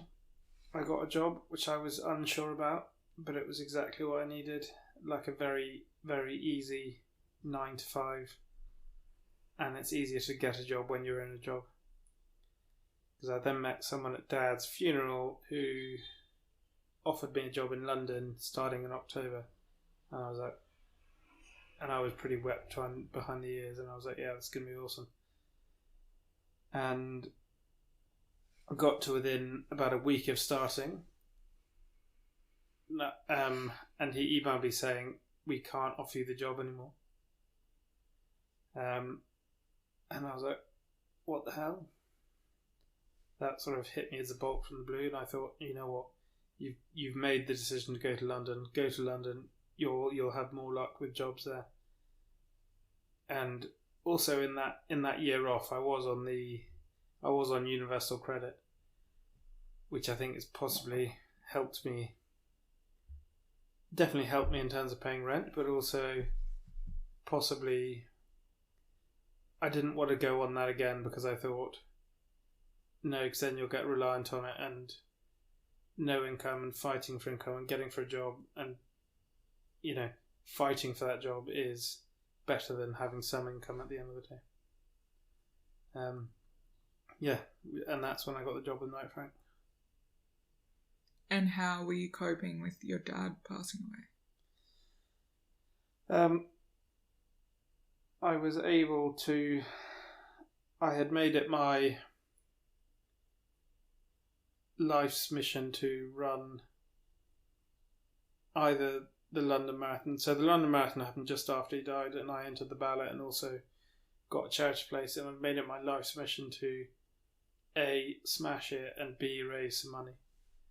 Because I'd raised some money when I did Amsterdam for Royal Marsden, but I thought this one means a lot, and I thought I'll do Royal Marsden. I'll also run the London to Brighton, because that would have been on his 72nd birthday, and I was 28, and London to Brighton runs 100k, so I thought it makes sense. Did you feel like, I mean, yeah, obviously this is so, I mean, you said the time where your parents or a sibling passes away. I've had a sibling pass away, but I feel like it's just so different because I think I get so stressed about my parents dying, and, or not stressed, but just I need to do more. Like, they can't die. Like, I get, because it's like I haven't done enough, or like I want them to see me like achieve whatever, or make them proud or whatever. Like, did you feel like you'd had your time? Because obviously everyone dies, I think not, because I remember being very emotional in the hospice, and saying to Dad that I just wanted him to be proud of me, because I was still unemployed at that time, and people tend to build a lot of their identity through their job, and so I didn't really have that, and I then became, then I got the job and then moved to London, and then by that point I decided, you're going to do the London Marathon, and I was training harder than I've probably ever trained, like 90, 100 mile weeks, and was absolutely loving it because it was such a distraction, and it was such a way to,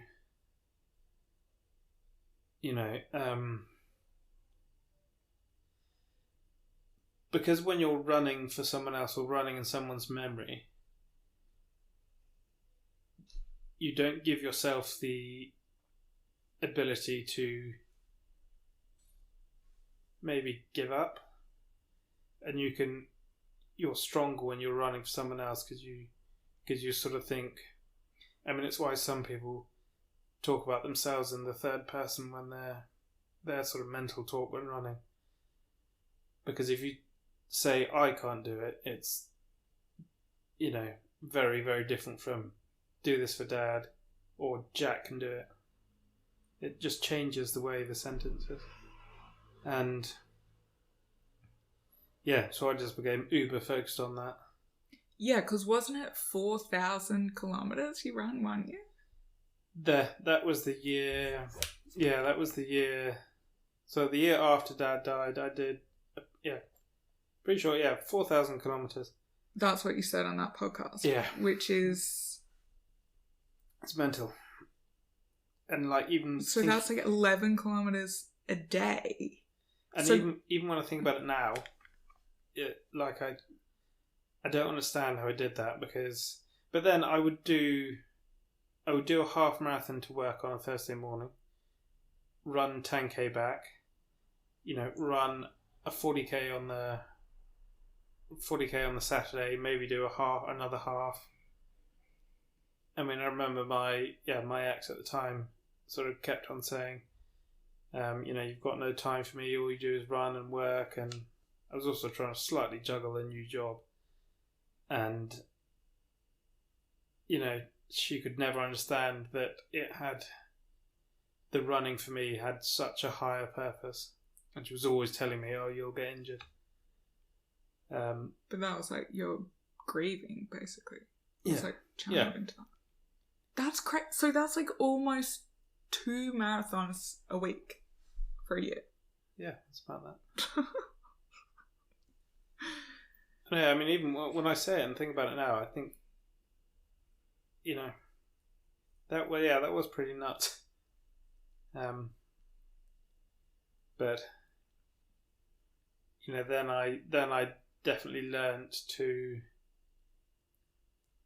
I sort of had to learn how to run for myself rather than always running for Dad, because I think possibly you meet people who,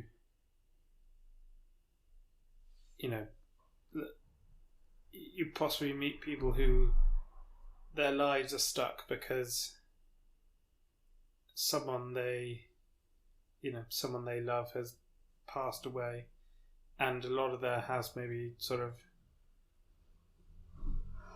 what you don't want is to make sort of the living room like a shrine or something like that, because you sort of need to realise that you have a set amount of time, and actually they will always be with you in your memories, but you need to. They're not there at the place that you. They're not there at the place that you keep going back to. And yeah, I mean, it might sound quite harsh, but at some point you have to move on, and find happiness and change your life from what it was, I think, because that's just part of the grieving process, because you want to make them proud of you because if you think, if they were still around, they wouldn't, it depends how well you know them, but they wouldn't want you to just have, a shrine to them and just always be sad and be alone. And you keep the promises you made to them, but still, you either turn left or you turn right. You either turn right and you let every element of your being be impacted by it, or you turn left and say, yeah, that happened, that's like one of the shittest things ever, but what can I do to make good of it? I can use that hurt as fuel to run myself into the ground and sort of grieve. And maybe that's not healthy. Maybe it's healthy to remember them in other ways, but my experience is just of my dad who passed away, and that's and it's sad. But that doesn't mean just because elements of your life have moved forward doesn't mean you don't care. Are you now able to feel to know that he is proud of you and would be, from that feeling when you're with him in the hospice, wanting him to? Yeah, because and he was sort of there, but he also sort of wasn't. If I think of the last day, he sort of wasn't there, which sounds quite,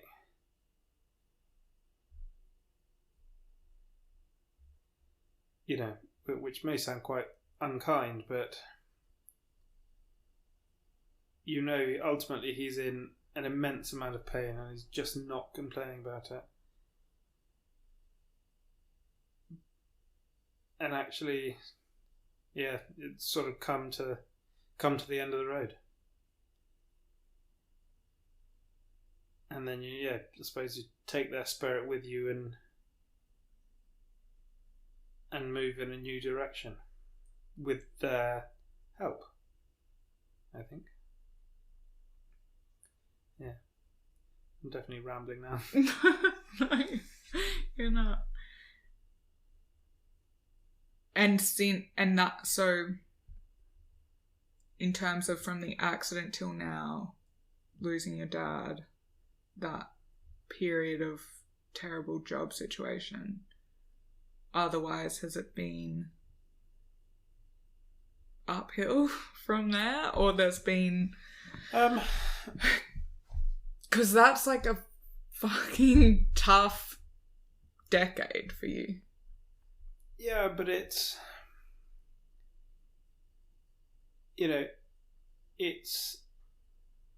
there are things you can always find fortune in. Like, I'm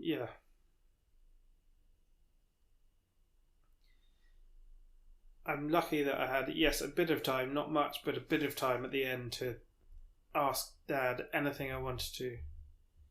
How to be a good parent, how to be a good dad, how to be a good husband. And the things that you maybe wouldn't ask otherwise, you can, and you have that opportunity. And I'm very glad for that, and I also think I'm very,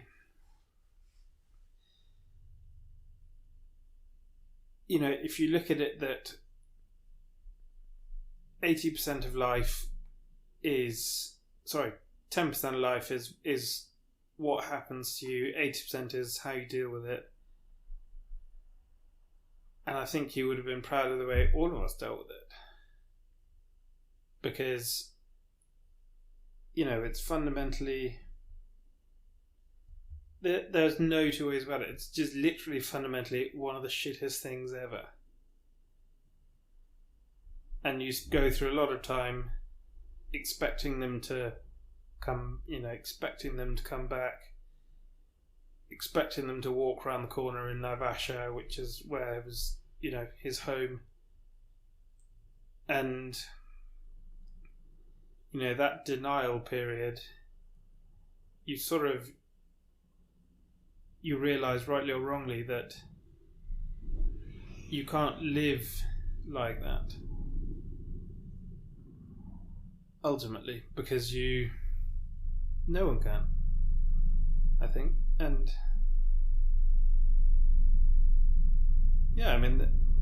easily the most difficult is sort of weddings, and my sister's pregnant. That is quite a tricky one. Knowing he won't meet them.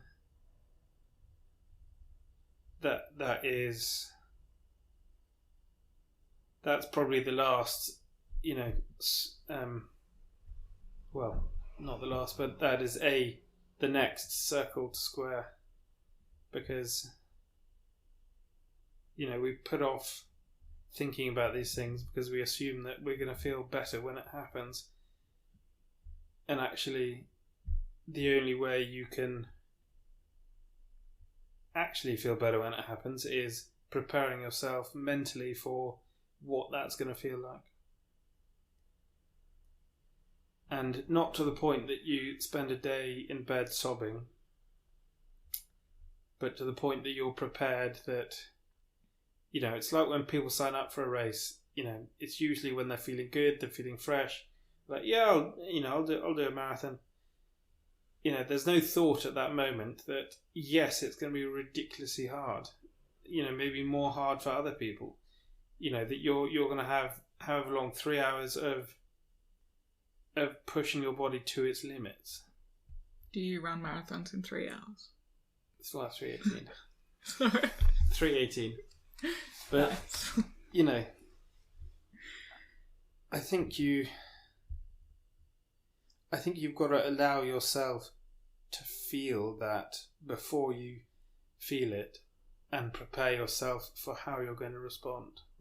So have you kind of gone through that, like, this will suck for me, like, if I get married, when I have children, he's not going to be there, and that's going to be really hard. Yeah, I have. And it happened twice when I made the toast to absent friends, once at my brother's wedding and then a month later at my sister's. And you can practice it as much as you want. Just practice.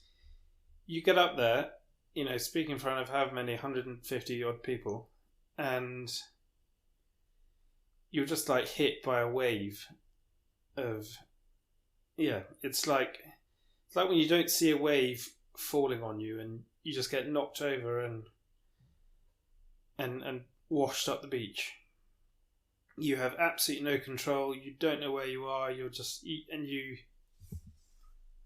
there's nothing you can do to stop it, possibly, unless you really think and prepare yourself for how that's going to feel. And actually, even still, you'll probably go through that.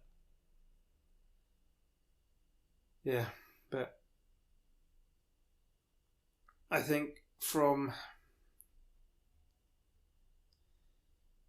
so the eulogy and the speech at his funeral and memorial were both okay, as in I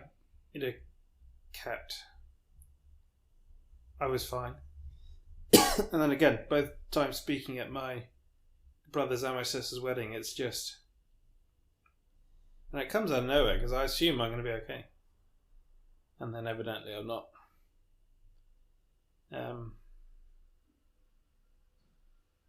Yeah, but ultimately that's life, and you have to prepare yourself for the fact that bad things happen, things out of your control happen, and your response is what will dictate how you move forward and process that, I think. And how are things for you these days? I sort of feel like the time I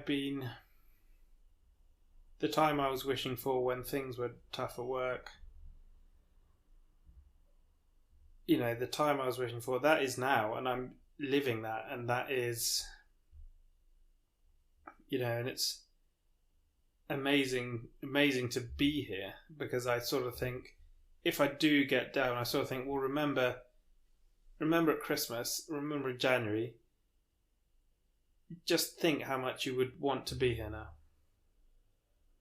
And you think, actually, yeah, you're right, all is good. These are the times that we dreamt of, and these are the times that we,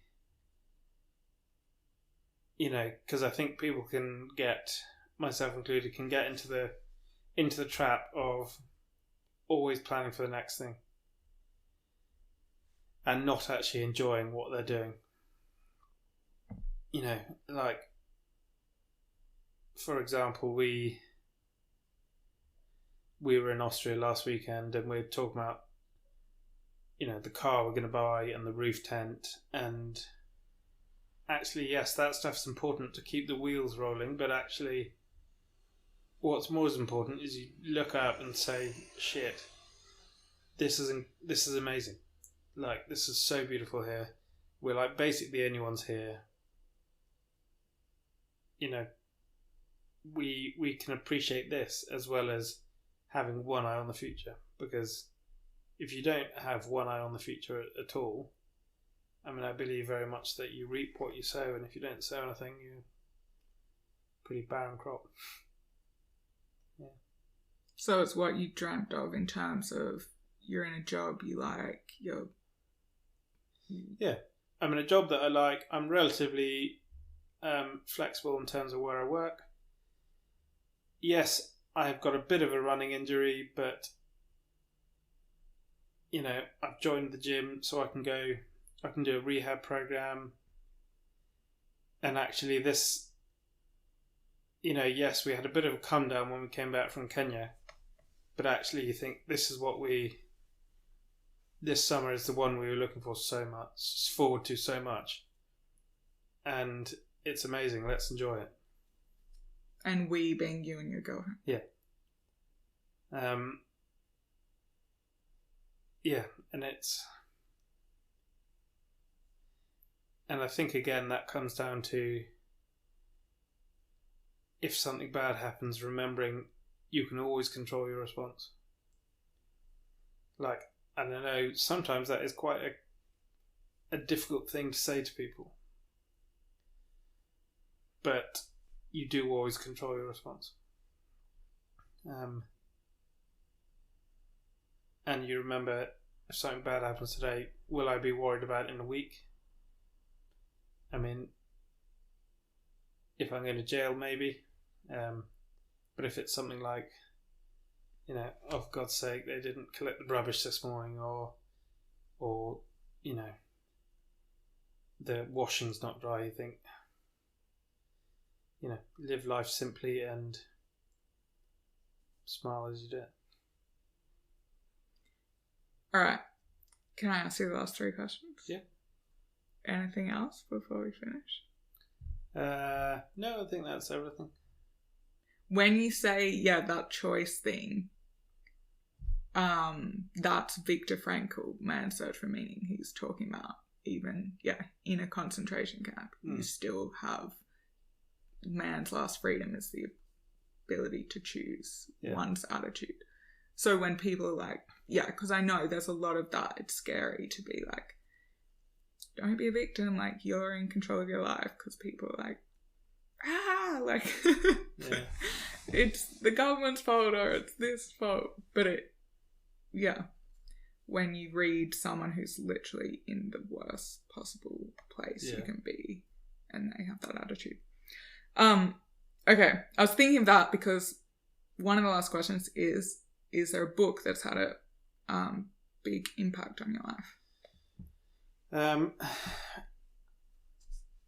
David Goggins, Can't Hurt Me.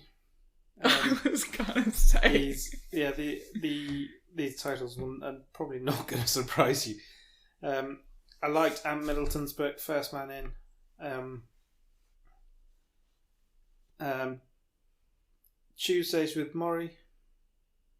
What's that one? It is about a guy, a lecturer, and one of his students that he has a close relationship with, like as in friendship, and about his sort of, he gets slightly unwell towards the end, but it has lots of, you know, little life lessons.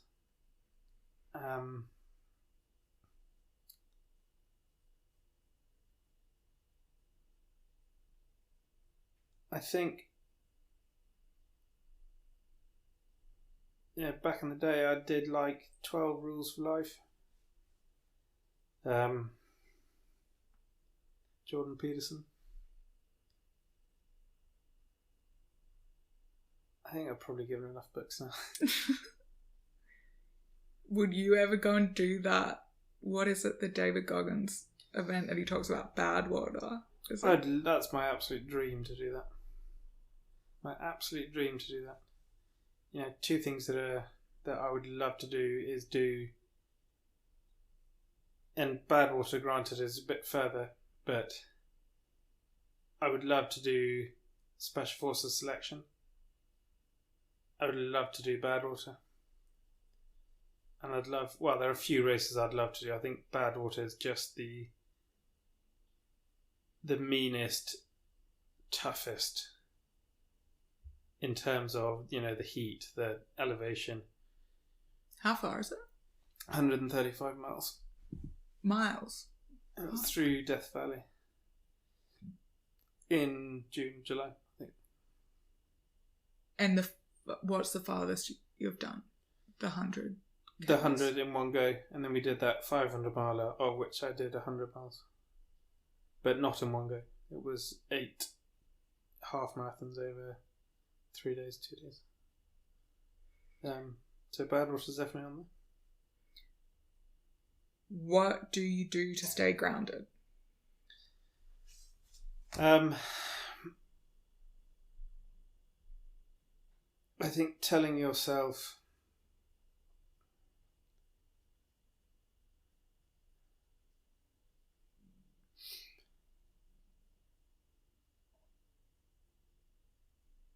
I think that comes with a bit of the negative self-talk. Like, you know, if you're doing a run, you're probably going to give up. You've gone too far. You're going to injure yourself. Which And also, no one cares what you're doing, and also no one other than myself, and also, like, I know deep down that I'm nothing in the ultra world in terms of the running world, and in terms of the military stuff, I know that one of the things I like about it is how easy it is to quit, because on the whole, no one is shouting at you saying, get up that hill. So I guess those two things. It's probably not really an answer. In general life? Like, as in, sorry, the question's like, in general life, how do you stay grounded? But that's what you use. Yeah, I think in terms of the thinking, you sort of think...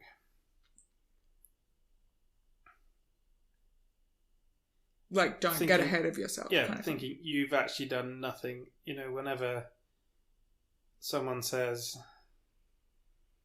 like, oh yeah, that was amazing, that was so far, just like, it's a new day, it doesn't matter, forget what you did yesterday. Mm-hmm. There may be the odd listener who doesn't think I'm particularly grounded, but... No, why not? Why wouldn't you be? Dunno. But you don't do it in a way to punish yourself. It's more just like, because obviously that, like, being super hard on yourself, which you probably experience, can, like, create just worse outcome. Like, you need to be compassionate towards yourself to make progress. But do you mean in terms of... Yeah, I guess it's a fine line. I would say it's like everything. It's try and live your life in a way that you are not assuming to be better than anyone. So, for example, I went on a stag do and quite recently, and I was a bit disappointed by some of the other guys who I'd been to uni with in terms of how little they did to help around the house with the cleaning up. And I think it's making sure I keep doing stuff like that. So, you keep doing the most tidying up because you're not better than anyone. You haven't earned, and even like when we're at home or say, my stepdad possibly is quite traditional in terms of, letting the team that work for us do a lot of the work. But actually my thinking is, well, I'm not paying them, and I'm not better than them. Why should I sit back and let that happen? And it's not perfect. There are obviously times that everyone slips from their sort of lead mindset and lets themselves down. But yeah, answer that if that answers. I love that. Yeah, that's great. Okay, last one. What 3 words describe the best version of you?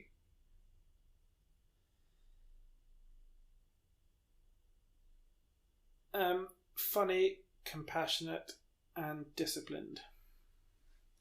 Nice. Yeah. Thanks for chatting. No, thank you very much. That was awesome. Thank you.